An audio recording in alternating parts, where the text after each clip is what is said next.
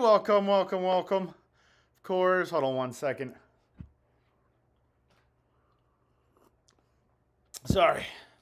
Hi, Wanda. Hi, looks like from Canada. Gudrun? Well, wonderful. Welcome, welcome, welcome. But anyways, well, that's fantastic. Yeah, write in the comment section anytime you want, and I'll be happy to. Looks like I'm having slow Wi-Fi problems there. Hold on one second.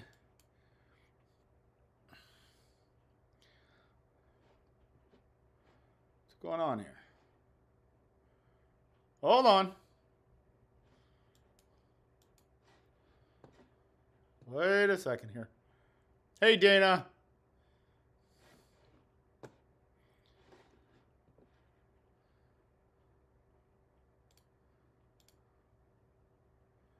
It's like I'm having a little issues here. Hold on.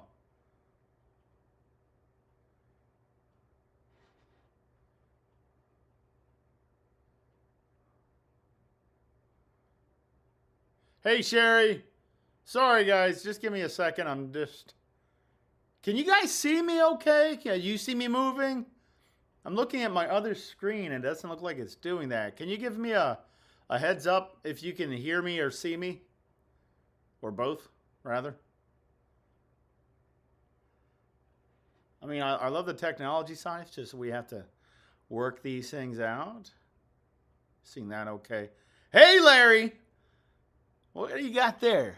Bunch of little, you see me and hear me fine? Yeah, everything's fine? Okay. All right, well, let's go ahead and begin. I just, for some reason, my camera doesn't look like it's working out, but I don't know, maybe it is. There we go. All right. Well, anyways, so you hear everything? Okay. Well, let's go ahead and get started here. First things first, of course, we're going to be going over the Delta V really quick. We had a lot of questions about the Delta V, how to use it, how to work it, and how to exercise with it. So the first thing we have to just put it into perspective is that respiratory muscle training should be done around 6 times a day, 10 minutes each. About 6 times a day, 10 minutes each, okay? The only reason why it seems like it's very aggressive is because these are lungs, and we don't want to mess with the lungs, okay? A lot of us take for granted of our breathing, but as soon as we lose our breath, we want to do anything to get it back. So we don't, so when we're doing respiratory muscle training, just understand 1 or 2 times a day or once a week might not be enough, of course. So 6 times a day, 10 minutes each, until your volumes come back up. Okay, and you would notice that on your incentive spirometer. Let's say if you're at 1,000, after a while, then it comes up. Let's say after about 2 weeks in, if you did it right, and it's up to 2,000, obviously you're doing it right. But when you're improving your lung volumes, just understand you're improving your lung functions. That's just how it is. Now, but anyways, let's go ahead and get started here. If you have your pulse oximeter, go ahead and grab that pulse ox, measure out what you have, and just make sure that you're within normal limits. The normal limits I'm looking at is anything above 88. I like 90 or above, but anything above 88. Heart rate, anything, heart rate varies depending, of course, if you're just finished exercising, your heart rate's probably still elevated. Do it with or without oxygen. Well, do it with the oxygen on for right now until we improve our volumes, and then I'll test you off oxygen like that. And also, there was a couple requests of people wanting to hire me personally, one-on-one. We do have that available, but I'm just going to point that out that that's very expensive, okay? Because you're hiring me personally. And where I'm with you, you're with me, one-on-one, I'll give you the works, but just understand that it's pretty pricey, okay? Now, the program that going into the Mind You Lungs and seeing me 3 days a week is not as pricey as personal one-on-one. Just understand that, don't take offense to that, but there are a lot of people that are trying to utilize my time, which is fantastic. But just understand that if you're trying to hire me one-on-one, do not think it's a couple dollars. It's expensive, but That's just how it is. That's just how it is. It's the availability of me, plus the Dr. Shaw's involvement. You're the pulmonologist. We work with you directly, constantly until we get the results we want. And it's a little, yeah, it's not tough. It's just there's a lot of involvement. Because you're asking me to work with you one on one. Oh yeah, I'm gonna give you the works, but it is not a walk in a. It's not a walk in a park. It's gonna be. Well, I'm not sure what that is saying. Walk in a park. I'm assuming they just mean that it's easy when they use that reference, or they use that phrase, walk in a park, especially when you can't breathe. Walk in a park doesn't seem very easy. So, anyways, it's not a walk in a park, but it is back to back. And you're basically hiring me. I talk to you, talk to your doctor constantly. Anyways. Yes, that option of course, has been available, but you would have to talk to me to see what my availabilities are to be able to do that. But like I said, it is a lot of involvement, and I don't mess around with that stuff at all. At all. Anyways, I always say just join into the HRN program, the Mind You Lungs, because that's like nothing. But anyways, yeah. Okay. All right, so here's the delta V. So I'm going to bring this delta V up close here. So we have a triangle. That triangle right there is actually the delta sign. And you point it at the number. So the higher the number, the higher the resistance. The lower the number, the lower the resistance. Okay? If you have it at a 0, then obviously there's no resistance at all. That means if I breathe in and out through a 0, I shouldn't feel much resistance of anything. Does that make sense? Okay. Now, respiratory muscle training should be done 6 times a day, 10 minutes each. 6 times a day, 10 minutes each. Now, if you're not sure of how to set this delta V, it's rather simple. I've been using this device for quite a bit of time, but this is how I rehabilitate people.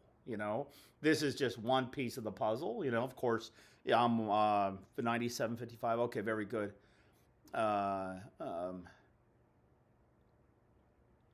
Anelian? That's a wonderful name. Yeah.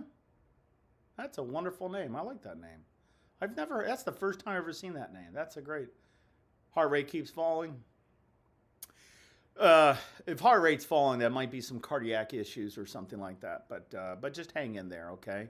Just hang in there. Now, of course, if heart rate's falling, you always want to do what? Check your blood pressure. Check your blood pressure. Heart rate falls, you want to check your blood pressure. That's cardiac. Now, of course, we do cardiac rehabilitation here too, but it's a little bit more severe of a play out. So meaning that we have to be very strategic with cardiac, with heart, complications and stuff like that. We have to do a lot of testing, but anyways, it is doable.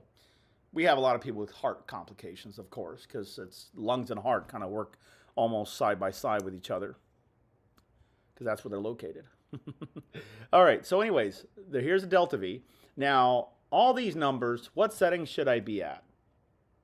From all these numbers, what setting should I be at? Well, let's say I don't know. So in that case, what's this piece at the very end? This is an adapter fitting. So this piece right here is an adapter fitting.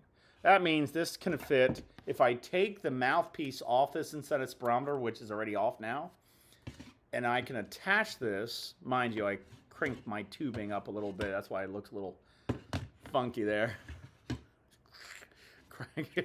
But if I take this and I put it right inside of it, just like that. And then what I'm going to be using on this incentive spirometer is this flow meter right here. So let me turn this around so you can see this better.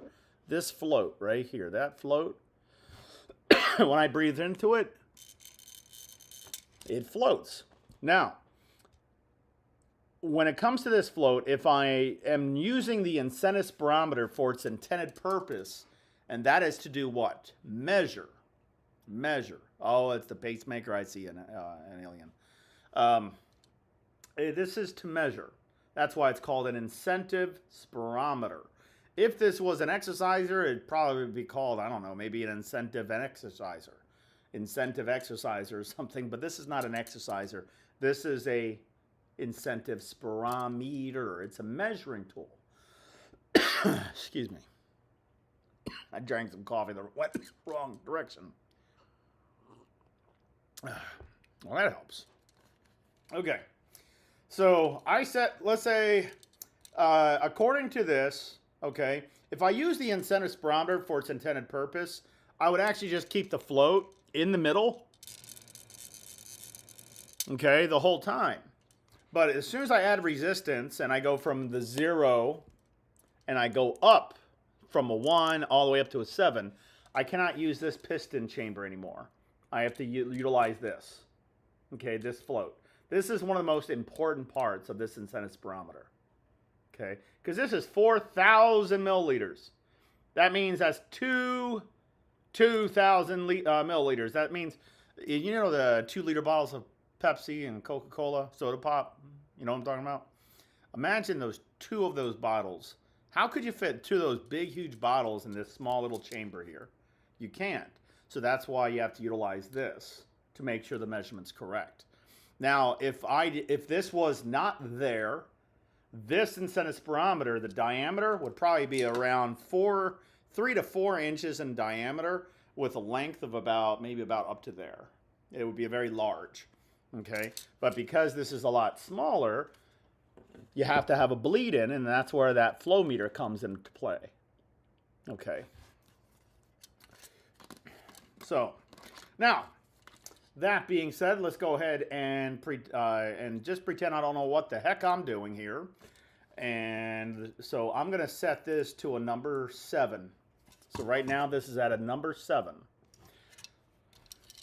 On this float, I have to try to see with my fastest, deepest breath, with as much strength as I have, I need to find what setting should I be at. So on this float, if this float is lower than the top arrow, look at the top arrow, this one right here. If this float is lower than that, then whatever setting I have it on is too heavy, too much. There's too much resistance. Okay. If it's above that top arrow, so if this goes all the way up and stays up here, that means whatever setting I have is too light. I have to find the proper setting that lands me on average around that top arrow. So for instance, I have this at a number 7. I'm going to breathe in as fast and as hard as I can with all the strength and might I have. So here I go.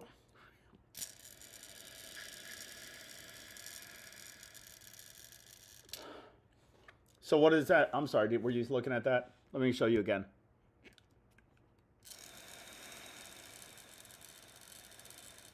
With as much strength as I have, it only stays below the top arrow. So what does that mean? A 7 is too heavy. It's too much resistance. Now let me drop this down. Let me drop it down to a 4. You know, let me drop it down to a 4 and see if that works. How fast am I breathing in? As fast and as hard as I can. So I breathe in as fast and as hard as I can. So it stayed on the top on average. That means the setting is too light. So now I'm going to increase the setting. I'll go from a 4, and I'm going to jump it up to a number 5 and see if that works. Though it gave me a good amount of resistance, the 5 right now, the setting of a 5, still got the float all the way to the top. That means the setting is still too light. So let me go up a little higher now.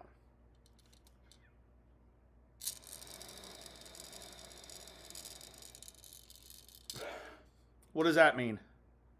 It was on average around here. That means a 6 would be the most optimal setting for me. Now that I know what my setting is supposed to be, now I know where my strength is at, I can detach it. If I don't want to detach it, I can easily keep it back, leave it on there. But because I have to inhale and exhale, this one I can exhale through, but there are a lot of in-center spirometers where you can't exhale through it. So if that's the case, you just have to detach the whole thing like that. Collapse the corrugated tubing.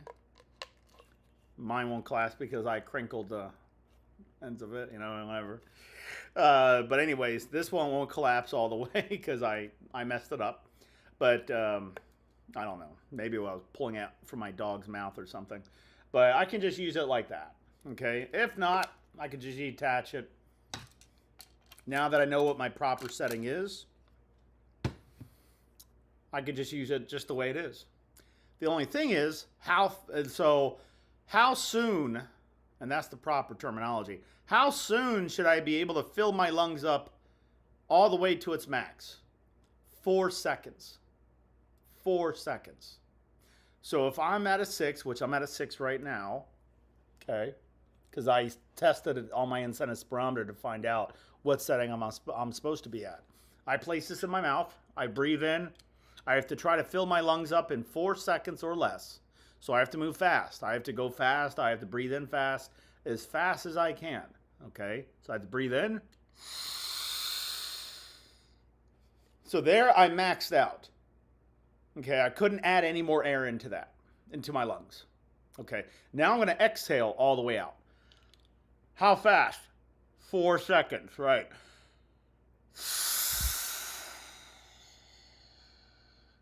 How long do I exhale for?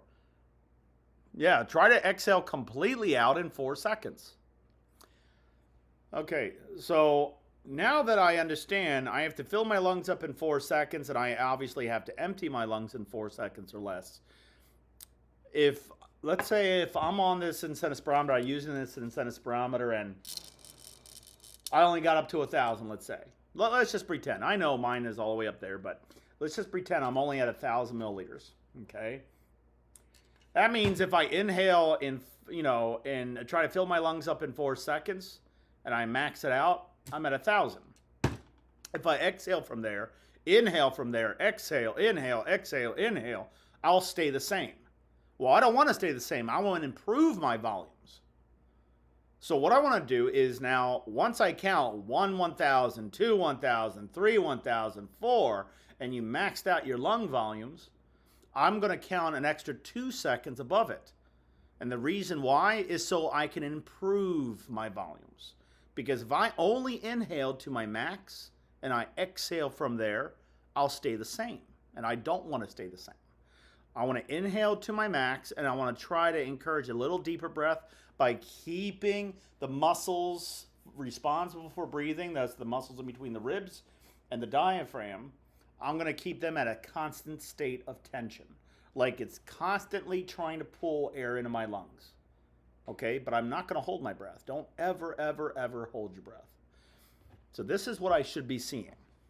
So let's say I'm right here. I breathe in as deep and as fast as I can. Try to fill my lungs up in 4 seconds. Once I hit my max, and I can't, there's no possibility of me adding more air into it, all I'm going to do now is I'm going to keep trying to inhale for an additional 2 extra seconds. I know there's not going to be any extra air coming into my lungs because I maxed out in 4 seconds. Right, good job, Dina. So I maxed my volumes out in 4 seconds. So all I'm doing is I want to improve my volume. So if I keep these muscles that are responsible for breathing constantly trying to pull air into my lungs, even though nothing else is coming in, these muscles are going to get stronger because now my body knows what I want it to do.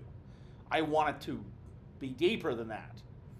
Let's see, is that like the test they give you to check how long it takes for you to exhale your lungs? It took me 1.5 minutes. No, I believe you're looking at, might be a pulmonary function test or of a type, maybe an MVV, maximum voluntary ventilation. But it might be a pulmonary function test. I'm not sure. I would have to see it. Wanda, I would have to see it first. So I inhale. Notice my chest is facing 45 degrees up. I'm not doing this. That's silly. That's not going to do anything. I want to try to fill my lungs up all the way. So I have to rotate my chest up a little bit. Just a little bit, you know. I have to rotate my chest up a little bit to get the maximum volume. Because watch, if I breathe in,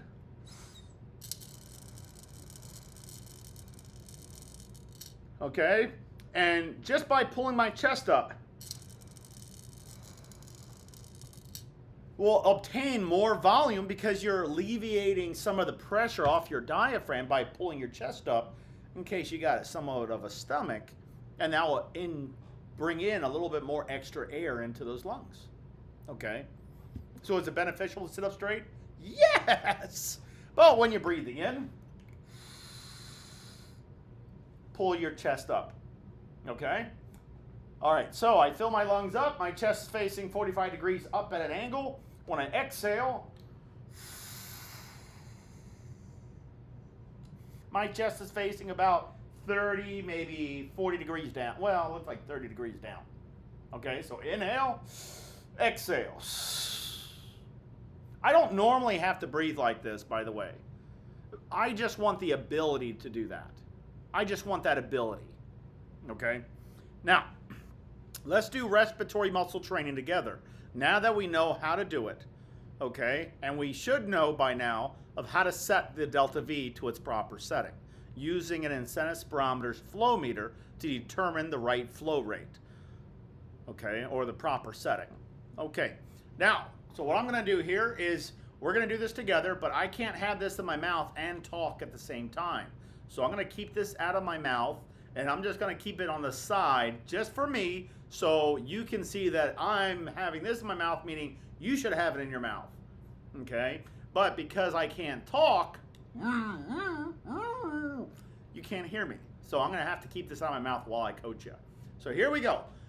Everyone, respiratory muscle trainers, if you have a delta V, great. If you don't, use what you can, okay?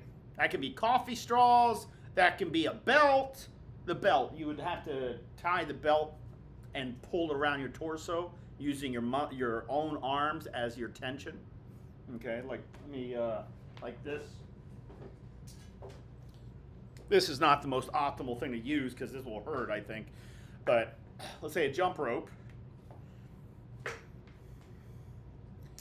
I don't put it around my belly. I put it around my intercostal muscles. This is if I don't have a delta V, if I don't have a respiratory muscle trainer.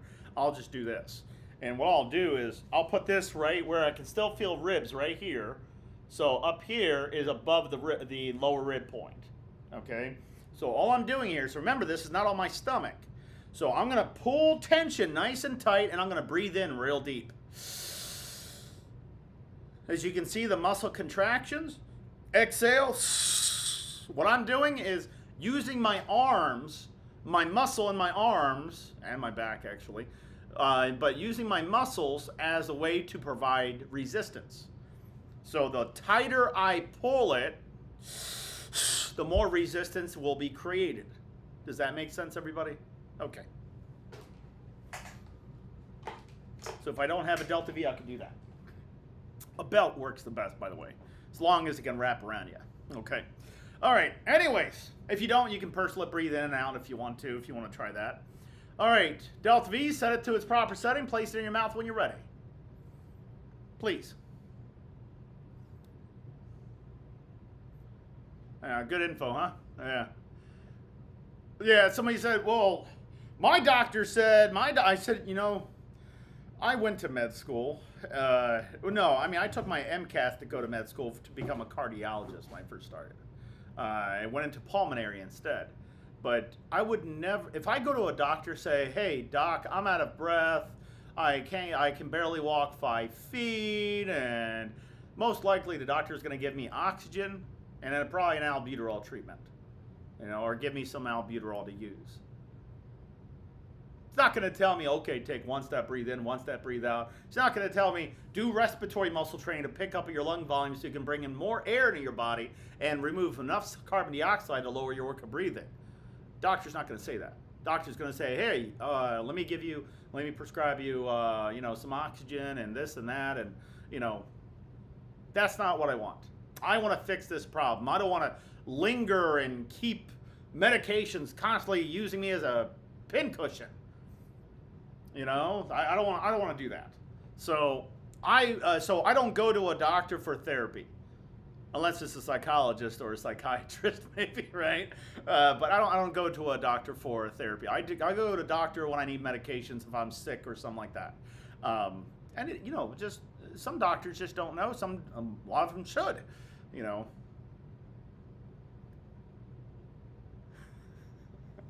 Mine says you are the best med out there. That Wanda, I'm gonna make that into a T-shirt. You know that, Wanda? I love you for that. I love that. That's awesome. You guys are gonna make me blush. That's awesome. I'm better than medications. That's what I hear. That's not the first time I've heard it. This is probably like maybe the third time, but I love that you point that out. That's funny. All right, so we're gonna do respiratory muscle training. I love you guys too. Let's see, I've been following you for 3 weeks, already seeing improvement in my breathing. So excited. Well, yeah, I mean, come on, guys. This is what you should be expecting. No one should be staying the same. You gotta, if you're doing the work, you're obviously gonna get a lot out of it, but you gotta make sure you're going to the right people to do it. That's why if, somebody goes to me, yeah, they're gonna get the works, but I have to be able to see them. I gotta be able to see them. So that's why we have it virtual. Our program's virtual. But anyways. Like this one's virtual, but I can't see you because I'm using Facebook and YouTube and other platforms, to kind of show and tell, things that can benefit you from home. But anyways. All right. So respiratory muscle training. We're going to place it in our mouth. Okay. All right. Let's go ahead and fill our lungs up. Ready? Breathe in. Pull that chest up. A little more. Roll that chest up. Not your shoulders, your chest. Look at your chest. Up, up, up, up, up, up, up. And exhale. 1, 2, 3, 4. Inhale. 1, 2, 3, 4, 5, 6. Exhale. 1, 2, 3, 4. Good job. Inhale. 1, 2, 3, 4, 5, 6. Exhale. 1, 2, 3, 4. Inhale. 1, 2, 3, 4, 5, 6. Chest up, chest up. Exhale. 1, 2, 3, 4. Take it out of your mouth. Give me 3 strong coughs. 3 strong ones. I'll demonstrate a good cough. The deeper the breath, the bigger the grab. If you breathe in shallow, not powerful enough. Okay? So you want a deep breath to remove a lot of congestion. Do not leave that congestion in your lungs or else you're going to get trached. Okay? If you go to the hospital, you can't protect your airways are not patented. Okay? They're going to trach you. Because you have to be able to protect your airways. So they'll put a tube right inside your neck. Okay? It's about 2-3 centimeters above the cricoid cartilage. So they'll insert, they'll cut like a Y incision. They'll insert that in. It's not fun. I tell you, it's not. Anybody who has ever seen that or has ever been through that, it is not fun to go through. Okay? Okay. I mean, you're sedated when they do that. I'm saying afterwards, living like that, that's not fun. Okay? Anyways, Delta V's back in the mouth after you've coughed. Okay? Just curious here. If your congestion's very thick, what do? If your congestion's very thick, what do? Drink water. Don't start with medications first, okay? Drink water. I mean, if it warrants the need for medication, then use a medication. But I like to use things that are more natural to my body than something that's a little bit Mullen tea. Water is the top one. Water. Simple water. If you drink water, it will, to keep it hydrated. But if you drink water, the water will not go in your lungs, but it will go inside, of course, it will go inside your stomach. It will circulate all the way around and cause the mast and globulate cells to create more enzymes, and more fluid would be produced, loosening up the thick congestion. Start with water first before going with anything else. But if you go with Mullen tea, I'm not going to say no. I mean, it still has water in it, but water is my top choice first. So, okay, how about if I'm coughing out frothy sputum? I want to see if anybody knows this one. Frothy, like soap. It seems like it's very frothy coming out. I'm coughing, and all this frothy sputum comes up. What does that mean? So that's mostly congested heart failure. That's what that means. If you look at the National Board of Respiratory Care, especially on their test, they bring that up on the test. So a patient comes in the emergency room producing frothy sputum. What is possibly the complication? It's not their lungs. It's their heart, the pericardial sac around their heart. The phospholipids are going from high pressure to low pressure. So the high pressure is inside the heart, and the low pressure is pushed into the lungs. High pressure follows low pressure. Okay, that's Charles' law. So when you have a lot of congested heart failure, people have a lot of congestion, not because of the lungs, not because they're sick.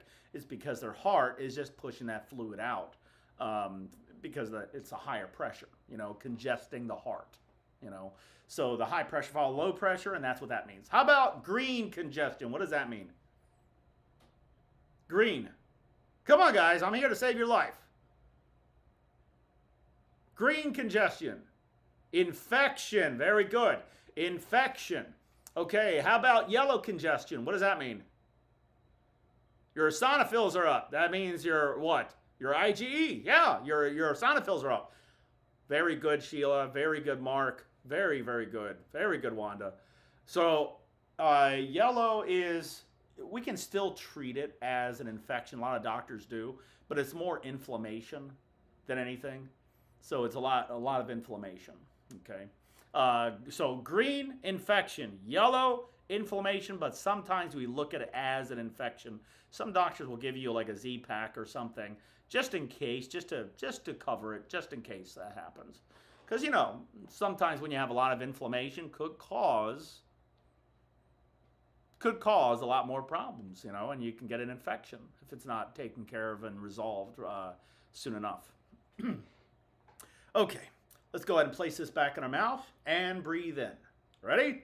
Inhale, fast, 4 seconds. 1, 2, 3, 4. Keep adding.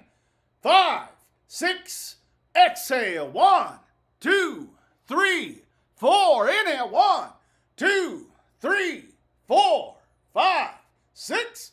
Exhale, 1, 2, 3, 4. Inhale, 1, 2, 3, 4. Pull that chest up.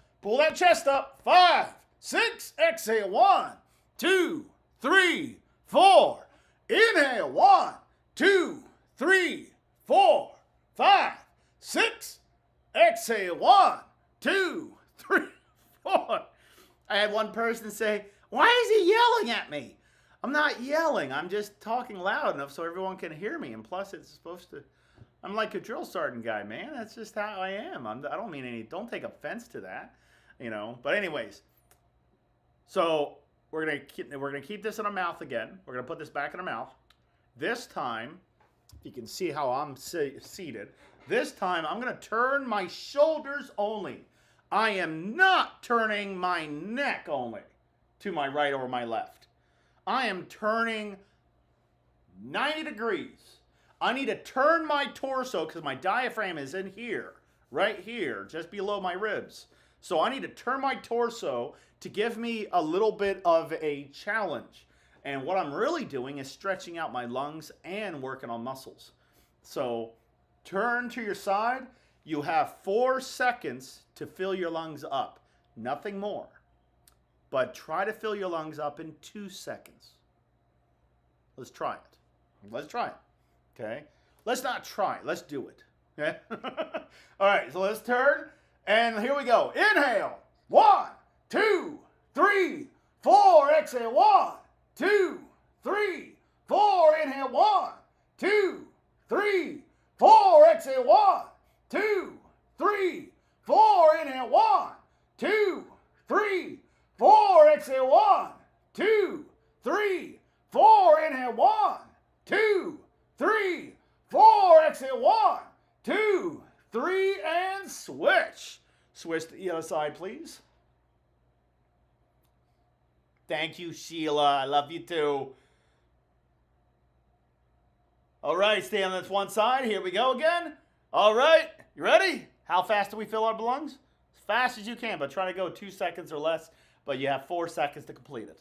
Here we go. Inhale, 1, 2, 3, 4. Exhale, 1, 2, 3, 4. Inhale, 1, 2, 3, 4. Exhale, 1, 2, 3, 4. Inhale, 1, 2, 3, 4. Exhale, 1, 2, 3, 4. Inhale, 1, 2, 3, 4. Exhale, 1, 2, 3, and stop. Okay.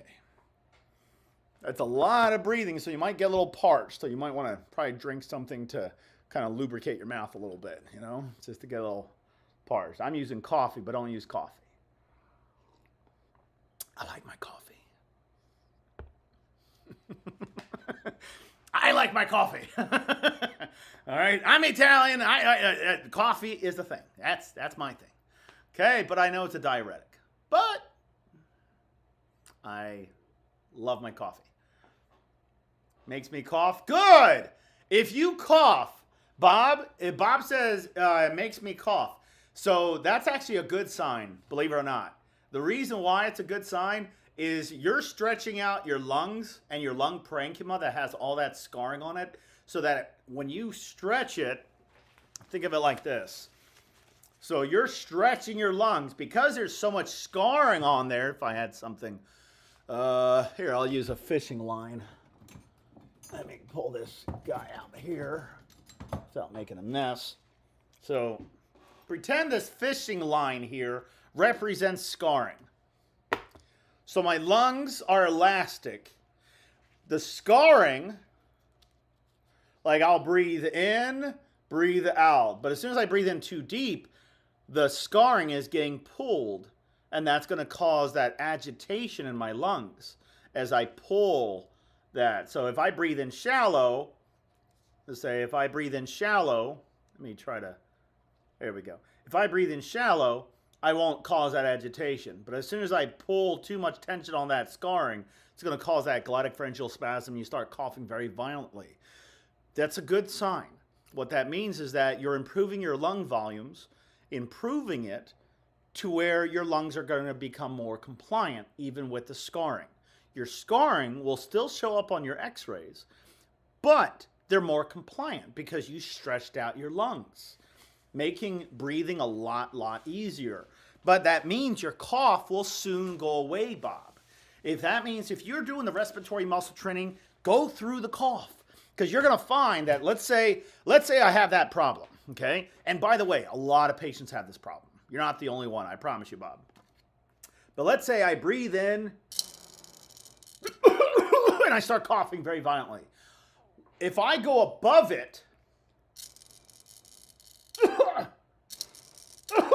and I'm just going through it, I'll find in just a little bit, maybe 3-4 days in, I'll find that I can hit the 1,000 again. And it's not making me cough, but I start coughing at a higher volume.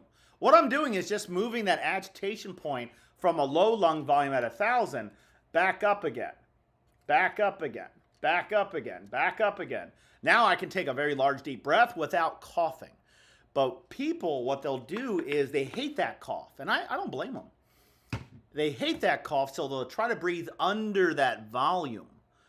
And then after the fibrotic tissues become more intense, your lungs become more dense, after a while, then you start coughing at a lower lung volume. And then you'll start breathing under that volume. And then after a few weeks, you start coughing at that volume again. And then you breathe under that volume. And needless to say, I think you understand my point. You keep going under until your volumes are so shot that you can barely bring in any air into your lungs. And basically, you're suffocating yourself to death. I'm not trying to make it sound scary, but it's not a fun and pleasant thing. That's how people die of pulmonary fibrosis. You don't die of pulmonary fibrosis, you die of complications of it. You don't die of COPD, you die of complications of COPD. Okay, it was the common misconception. Oh, I died of COPD. No, you didn't. You're still alive. How the hell are you talking to me? No, but you understand what I'm saying. You don't die of COPD, you die of complications. What was the complications? Acute on chronic respiratory failure. My CO2 levels jumped up too high, my oxygen dropped too low, caused me to go into failure, caused me to wind up in a coma, caused me to go, of course, into death. But remember, we can fix these problems. These are never, ever, ever, ever permanent. Ever. Don't let anybody fool you, or else they're just going to shove medications down your throat. I had a couple doctors, only two, recently, that said, "You're taking business away from me." I said, "What do you mean?" He says, "Well, you're fixing people's lungs, and now they're no longer my patient, so I'm losing my revenue." I said, "That's not my job. My job, when people want my help, I'm going to help them. That's my job. That's my Hippocratic oath. That's my job. That's what I have to do. I don't care about anything else, that you're going to lose revenue, this, that. I don't care. Those people, that's what they want. Then I'm going to give them exactly what they want."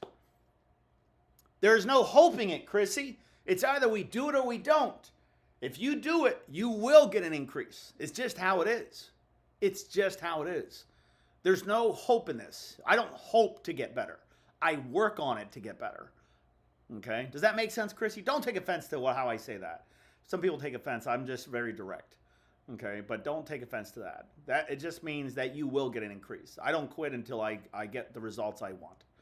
That means if a patient is on my list, I don't stop until I get what that patient wants. That patient wants to walk a mile when that person can only do 5 feet. I'm going to have it happen. It's going to happen. It's going to happen.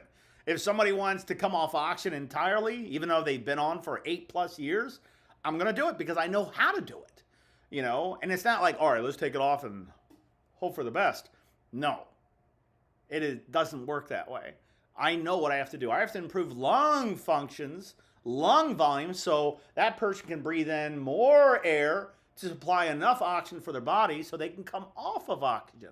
So I don't take anybody just off.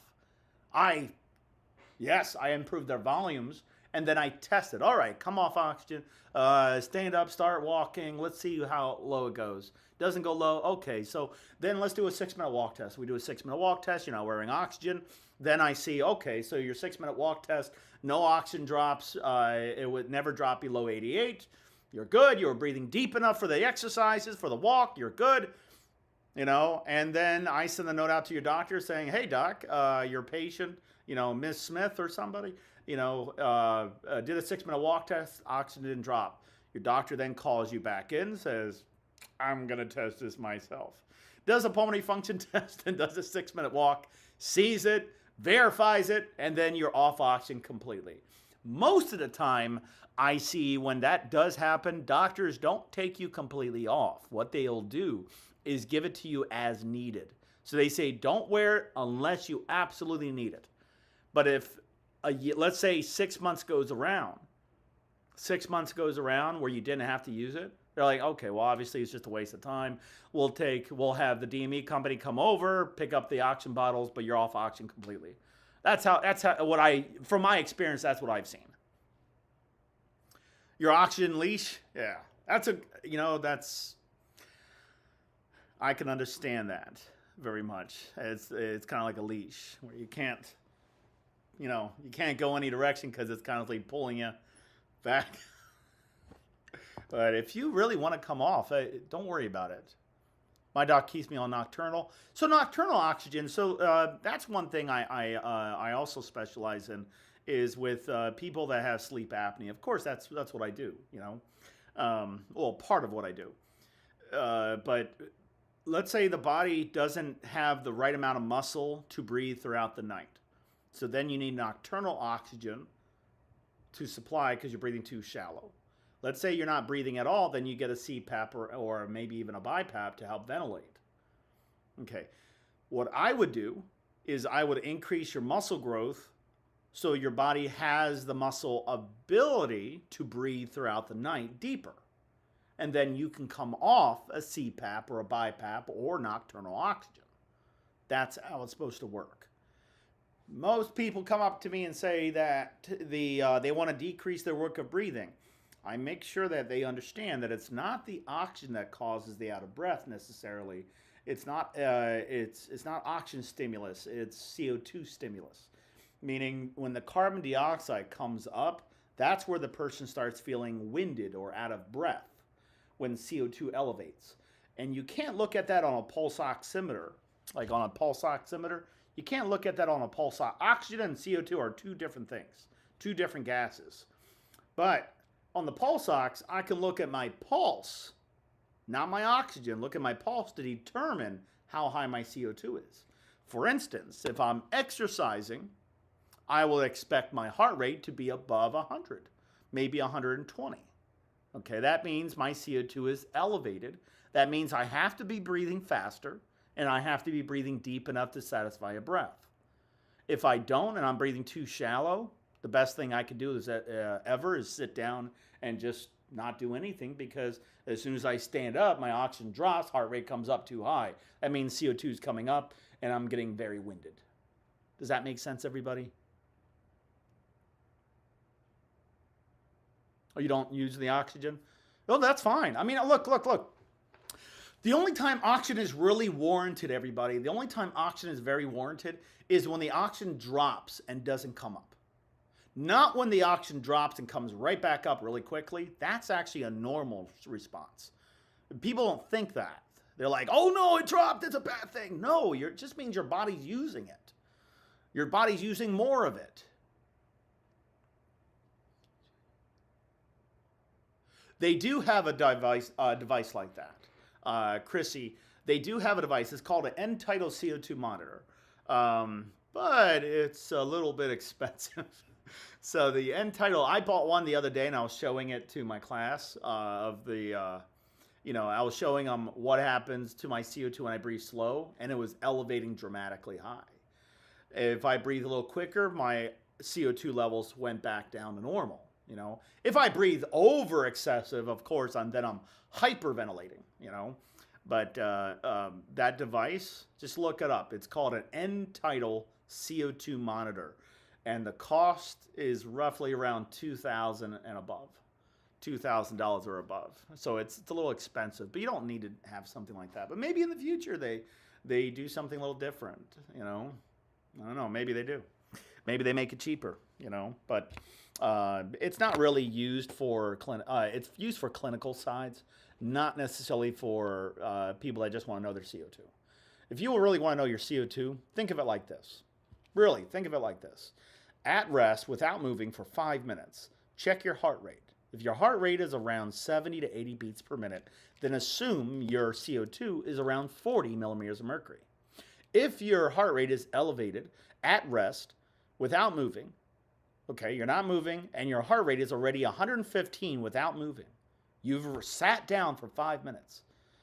But your heart rate is at 115. That means your CO2 is elevated. That means you're retaining CO2. Because that means your heart rate is high. That's because the CO2 is high. So CO2 and heart rate go together. When CO2 climbs, the heart rate or pulse rate comes up with it. For instance, let's say I'm very out of breath. I check my oxygen. My oxygen is 98%, but my heart rate's 150. It's a little high. Let's say 100. Let's say 140. Okay, so heart rate's 140. Yes, I am very winded. And why am I winded? Because the heart rate is elevated, because my CO2 is elevated. Nothing to do with my oxygen. Then I say this. Okay, how about if my oxygen dropped down to 80 and the heart rate is 125, 130, 140? Yes, I'm out of breath, but because my oxygen is low, I'm also lightheaded and dizzy. Does that make sense, everybody? When the oxygen is low, think mental, think brain. That's what I do. When the oxygen, if a patient comes in with low oxygen, I'll take a look and see if they have any cyanosis, if they have an extremities are bluish, gums are blue, anything like that, But let's say that person has low oxygen. The first thing I'm going to do is what? What do you think I'll do? Till that person breathe deeper. Might even purse lip breathe, okay? Proper purse lip breathing, not the joke type. The joke type is this.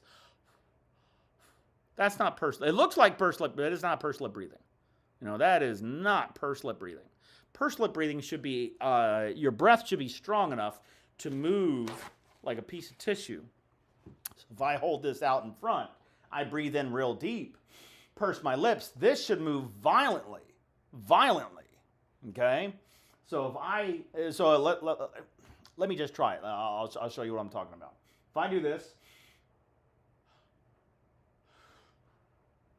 and it barely moves, that pursed lip breathing that I'm demonstrating is not pursed lip breathing. Sorry, it's not. So I might have to be a little bit, strategize. I have to probably, be a little more strategic. So maybe I need to purse my lips a little bit tighter, maybe breathe in a little bit deeper. And that moves more violently. That's the pursed lip breathing that will work, not the other type. The other thing is the walking.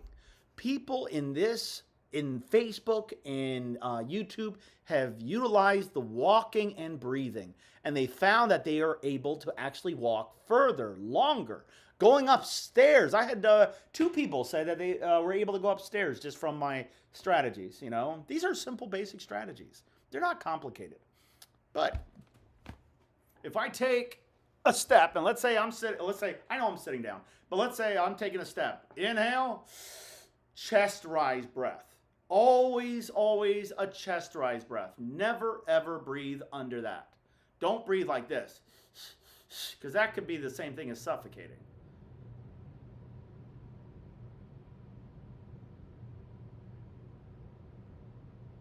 What's that? Hold on. Let's say, following you for 2 weeks, do all breathing exercise you show and nearly never breathless anymore? Oh, I see what you're saying. It's a little complicated for what you're saying, but I understand. Out of breath, I'm sorry to say, is not a disease. It's a consequence. Out of breath is a consequence. Meaning, it means this. The more aggressive I am with any exercise, the more winded or out of breath I'll get. So it doesn't mean something's wrong with you. I mean, I'm sure when you were a kid, I'm thinking you were, when you were a kid, that you were playing in playgrounds and having fun, playing tag, football, it turns into tackle. Hey, I know how that works really well. So didn't you not get winded a little bit? Weren't you breathing a little heavy? Yeah. Does that mean something was wrong with you? You need an albuterol treatment? You need oxygen? No. Of course not. But as soon as that person gets that label of, oh, my doctor gave me my COPD diagnosis, I'm going to look online and research every single thing I can. And what does the online community have? A bunch of, well, I can't be talking bad language, but a lot of the information, unless I go to good sources, are not going to be any good.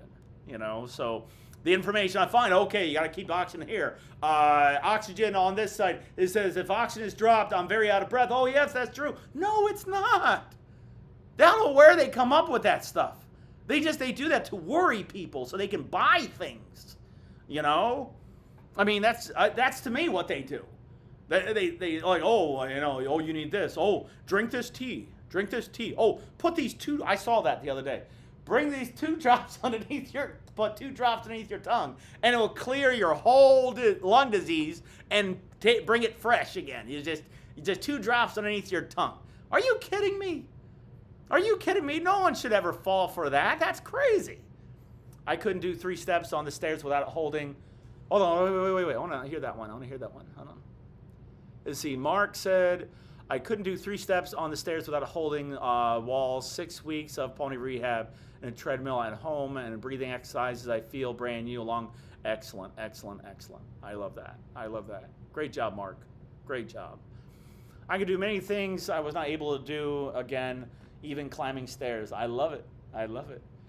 Yes. Oh, yes. I'm slam dunking it or shooting it or whatever. I don't know basketball as well as I do with pulmonary, but you understand what I'm saying. Is it possible to get off COPD medications? Actually, it happens all the time. Yeah. I can't say, it depends on your doctor, because I don't do that. So what I do is I get people up to a certain point in their disease where they are able to move, function, do everything they can, increase in lung functions, wean off oxygen, but it's up to the doctor to take you off the medications. You're terrified of elevators? Of course, Glenda, no problem. Yeah, elevators can be scary sometimes, especially when you got somebody in there jumping up and down in it, and the springs are, making the whole thing, and it's 40,000 miles down to the ground. Yeah, that'd make anybody, little anxious there, But yes, medications. Yeah, we can do that. The only thing is we can't specifically take you off medications, but we can qualify you, so you don't have to take those medications. But a lot of doctors don't like to do that, so it's up to your doctor to do that. Okay, it really is. It really is. Some of these medications are absolutely necessary.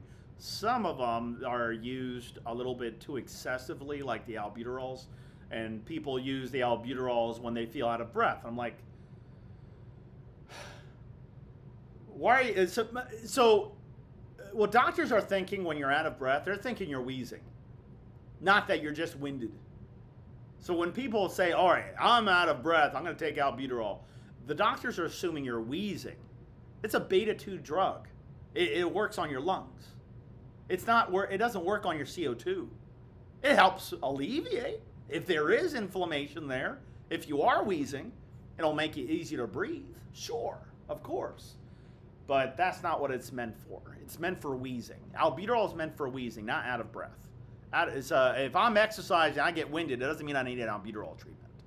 It just means I might be a little out of shape or I overexerted myself.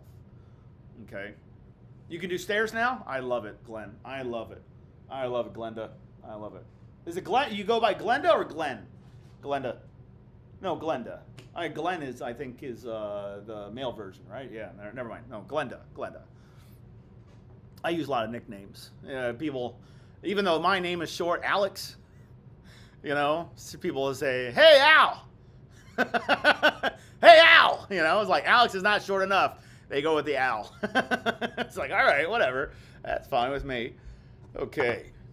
Let's see what we got here. Okay. So, hey, is there any chance for next week if you can join into one of my sessions? Can you do that? Glenda? I'll go with Glenda. I'm sorry. But if you guys want to, I give you a free pass to come in. And you don't physically come in. I mean, you can if you're local. But I love that, Pamela. Thank you. But I invite you to come into my class. All you have to do is nothing else besides just come in the class.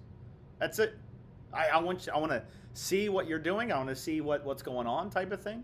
You'll meet other people with advanced lung stages that don't have those advanced lung stages anymore. It might actually inspire you. Why don't you guys do that? I'm inviting you guys, anybody and everyone. Okay, I can throw in a couple hundred people in there. It is completely fine. Okay. Yeah, unfortunately, we can't fix people's internet. We can't fix people's computers and stuff like that. But lungs, oh yes. If I had severe lung disease, I would try to find the best person there is to work on it with. Okay? And once I find, I'll do anything and everything to try to do whatever it took, because I know what I can do. I just know what I can do. And I will do everything, and I mean everything in my power, to put a big smile on your face, on your lungs, maybe on your doctors, most likely, hopefully your doctors.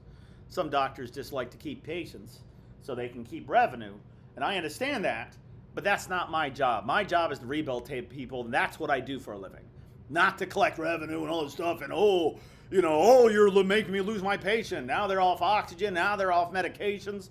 I'm not getting my paychecks as much. It's like, what do you want from me? I'm doing my job. You should be happy that at least somebody like me exists. Like, what's wrong with that? I don't understand what's wrong with that. But anyways, I'll be leaving my Zoom open if you want to come in on Zoom and talk to me about anything. Okay, keep my Zoom open to get in the class. Very simple. Let me see if I can open this. Yeah. So let me share with you my screen here. So all you do here is you go to the Home Rehab Network. You click on where it says Enter Appointment. enter appointment. So, like for instance, here's that button, enter appointment. I click on that, takes me to this screen here. Scroll down till you see the ugly son of a gun that looks like me. Just joking. And click underneath my picture, and that will open up Zoom and put you directly into class. Okay? If you click on that, yeah, you might see Dr. Shaw. If you click on Melanie's, you might see Melanie, but click on mine. I'll keep mine open for an hour, and you can talk to me about anything, like really anything that you want. But I mean, other than that, you know. Also, for Monday, if you guys want, come into my class. My times are pretty simple. It's all Eastern time. You can choose 9 a.m., 10 a.m., 11 a.m., 1 p.m., 2 p.m., 3 p.m. You got all that availability. So if you want to come in at 3 o'clock, if you want to come in at the 1 o'clock, if you want to come in at 9 o'clock, it's up to you. I will be working. And I'm going to be working people. Okay? That's what I'm going to do. All right? So I'll keep my Zoom open. Everyone, please, please, please, do me a solid favor. Come into the class. Check it out. I'm inviting you into the class itself. You will see something really, really amazing. But you can only see, you have to see it to believe it. You know, you'll see people, they'll talk all about what they can do, what they couldn't do before, stuff like that. It might put a big smile on your face, especially around the holiday season. A lot of people are sad. Put some smiles back into your life, man. It's not the end of the world. Okay? Monday, you just go, Maureen, you just go online, go to Home Rehab Network, like I just showed here. Let me show you again. So to get here, you just type in homerehabnetwork.com. You go to this website, right here where it says enter appointment, underneath that big logo in the center. Underneath that where it says enter appointment, you might find it on the top right. It depends on your device. But anyways, you click on that, takes you to this screen, scroll down at 1 p.m., 2, or whatever you want to come in at. Just click on that. It'll open up Zoom, and I'll see you. And then we will work out together. Okay? But remember what I mean by working out together. I'm not here just to work out your upper and lower body. I'm here to work your lungs. That's what pulmonary rehab should be. Breathing exercises and upper and lower body exercises. Not just pursed lip breathing. That's what a lot of people do. They just do the pursed lip breathing. Do the pursed lip breathing. Okay, well, how do you know you're doing it right? I don't know. Just purse your lips. It's like, no! You want pressure. If you look at the dynamics of pursed lip breathing, what is this supposed to do? High pressure follows low pressure. When you pursed lip breathe, with good pressure, you're manipulating the air. You're manipulating the pressure. You're pushing so much oxygen into your blood, so that means you'll oxygenate faster. But if you do this, it looks like it's correct, but it might not be correct. It has to be able to move a piece of tissue arm's length in front. Guys, thank you so much. Let me go ahead and looks like I'm 4 minutes late into that class. So I'll open up my Zoom. Join me anytime after this. I'm only going to open it for 1 hour. Okay? 1 hour. I'm not here to sell you anything. Trust me. I'm just here to see what's going on. What can we do? What's going to happen? Things, and just easy, simple stuff. No worries. Okay? Don't worry about it, guys. You got me.